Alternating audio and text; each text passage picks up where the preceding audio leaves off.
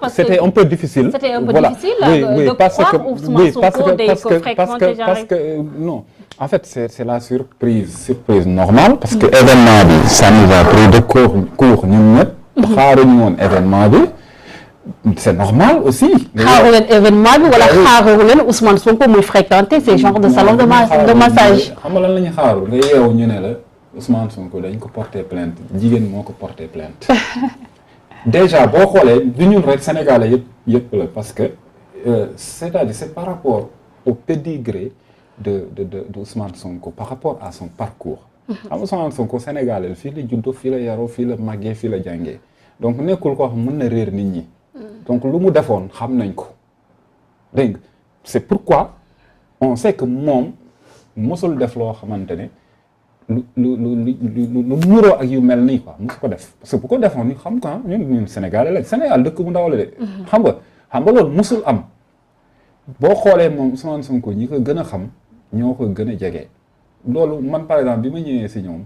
man si loolu laa njëkk remarqué comme indice c'est-à-dire ñi ko gën a xam maanaam ñi ko gën a xam ñoom ñoo ko gën a gëm ñoo ko gën a jege donc ça veut dire que il y a quelque chose qu'ils ont vu depuis très longtemps loolu moom moo waral bu ñu nee Ousmane Sonko dañ ko accusé de viol déjà ça rentre très difficilement si bopp nit ñi ñu jékki-jékki ñu ne oui si benn masseuse la si benn salon de massage. ñu jékki-jékki kii def conférence def entretien propriétaire salon bi def entretien ne effectivement ñëwoon na fa. mais bu boobaa les gens évidemment que mënuñu jékki-jékki rek am benn réaction facilement trouver des solutions des palliatifs non.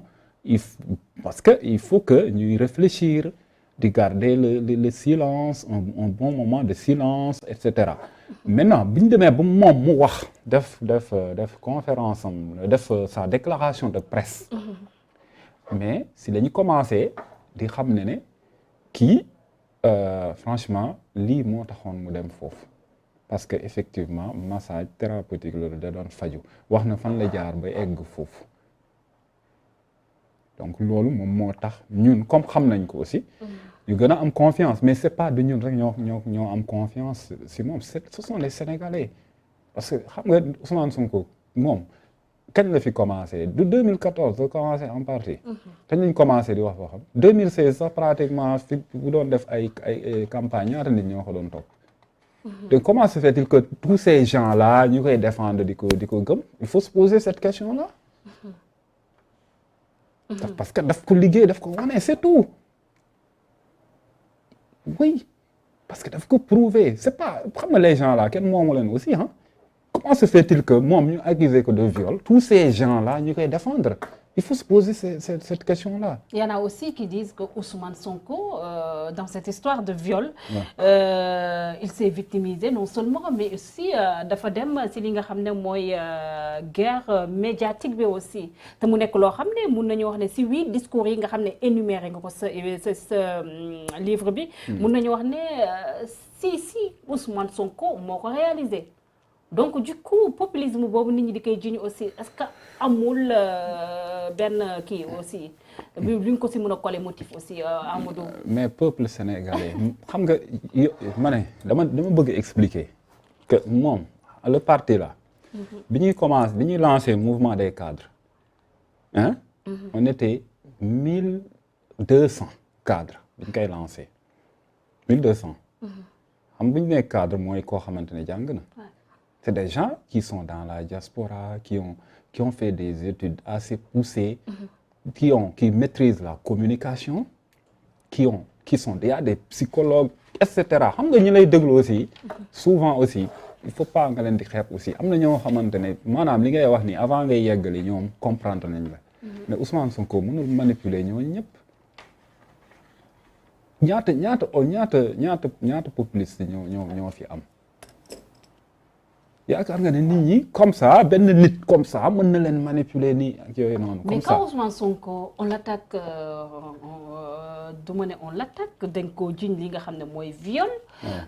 dans un cadre privé yaa ngi koy wax ci sa livre bi une certaine masseuse. du nom de Adji Sarr.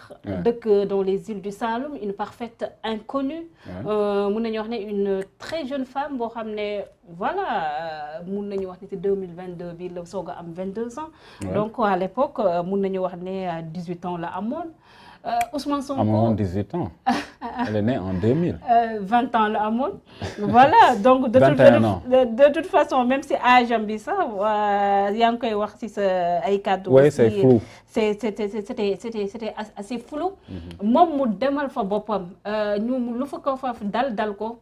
subitement Ousmane Sonko def conférence de presse ne président Macky Sall ak ministre am Antoine Félix Diome ñoo ma comploté dans cette affaire de Sweet Beauty. Est-ce que là aussi amul benn malhonnêteté intellectuelle aussi boo xam ne le gars a surfé sur ça pour appeler les Sénégalais vers ce mortel combat qui a causé quand même 13 morts. xam nga am na xam nga il n'a pas parlé dans le vide comme ça ñëwul nii rek di wax ni il y a des éléments probants soo xoolee par exemple depuis si plainte bi. xam nga plainte bi boo ko liiree. xam nga ne kii moom minimum c'est un maîtrisard en droit. mais yàlla boo demee déposer plainte aussi il y a des policiers qui sont là. tu payes 1000 francs mais xam nañ policiers yi yow tamit. pour ñu bind la plainte non taxawal xam nga ñun xam nañ policiers yi di bind foofu plainte. traditionnellement on sait ñiy bind plainte si policiers yi xam nañ ko c'est des policiers yu retraités la souvent. qui ont une belle plume. non arrête. qui ont une non belle non plume. taxawal bon c'est vrai que mën na nekk mais dama bëgg a expliquer rek sinon boo moytul dañuy dugg si ay affaires mais man def naa genre plainte yooyu. maanaam man mës naa porter plainte xam nga. bon mais j'ai pas voulu écrire xam nga man mën naa bind. mais bi ma demee foofu après voilà quand j'ai expliqué ñu boole ma koo xamante ne mu ngi foofu toog noonu bon. j'ai dit bon écoute peut-être que moom moo gën a parce que facilement parce que dama gëm aussi méthode. parce que mën nga bind mën nga jàng français mais y a la méthode boo ko jàngulee mën na am peut-être ni nga koy bindee dina am ay problème de démarche ak procédure. comme journalisme booy bind article am na fi ñu koy jaarale et cetera. booy def dissertation am na ni ñu koy jaarale y a une méthode maintenant. Quand je lui ai donné effectivement bi ma ko lire mais ça n'a absolument rien à voir ak plainte Adji Sarr bi plainte Adji Sarr bi c'est un homme du sérail maanaam koo xamante ne il maîtrise le droit dafa xam droit parce que déjà boole na ci même des articles parce que ne oui c'est tel article moo lay daan ainsi de suite donc kooku noonu ku xam droit moom moo ko bind loolu jarul sa werante beneen bi mooy dafa dem section de recherche mais ñun ku fi am problème plainte xam nga bind lu plainte am na mais Adji Sarr compte tenu de son statut comme ni nga ko waxee noonu son background son passé son parcours mënul accéder à un avocat pour juste pour bindal ko plainte. mais il s'agit de Ousmane Sonko aussi. non nañu jàll si leneen dama ne. Adji Sarr ñaata la wax lay fayee ko ay 60 000. 60 000 talul di jël les services d'un avocat pour mu koy bindal plainte. da nga comprendre li may wax. maanaam je vois pas naka lay fan lay jaar ba accéder à un avocat mu koy xam nga parfois wax ji dañ koy wax mu leer aussi. c'est pas possible maanaam en fait c'est difficile. bon. maintenant li ma xam mooy que ne ki ko bind moom c'est quelqu'un qui connaît le droit koo xam ne yàgg na si maîtriser na ko moom moo ko bind parce que la plainte même a trahi. et vous avez accusé directement. oui la c'est femme pourquoi de... après loolu yëpp procédure la. loolu yëpp ce sont des indices. donc déjà boo xoolee plainte bi indice la pour xam ne lii ku xam droit moom moo ko bind alors ku xam droit ki kan la on se pose ces questions. par la suite on s'est rendu compte que.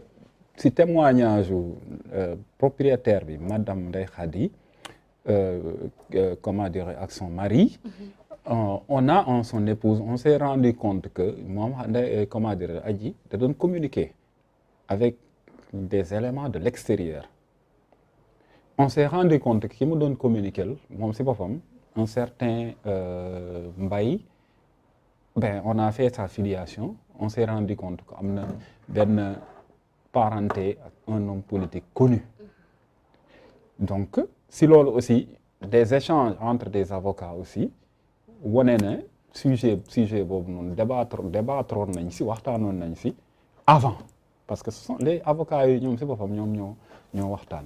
xam nga loolu déjà ça montre que éléments yi dafa mel ni da doon ñëw rek comme ça di sotteeku rek beneen bi mooy bi ñu demee ba si hôpital bi parce que par réquisition. médecin bi xam nga un médecin. réquisitionné hôpital Idrissa Pouye. mais médecin bi moo bind certificat médical am ne comment la femme là gëj na def entretenir des rapports sexuels maanaam ancien rapport la def mais kooku noonu turam mu ngi si rapport mu ngi si kii bi turam signature am un certain Alfousseyni Gaye ñu ne hôpital général hôpital Bële la nekk Idrissa Pouye de Grand Yoff mais kooku yaakaar nga ne ak débat bi et tout ça comme ça moom il va accepter que ñu koy accuser loo xamante ne amul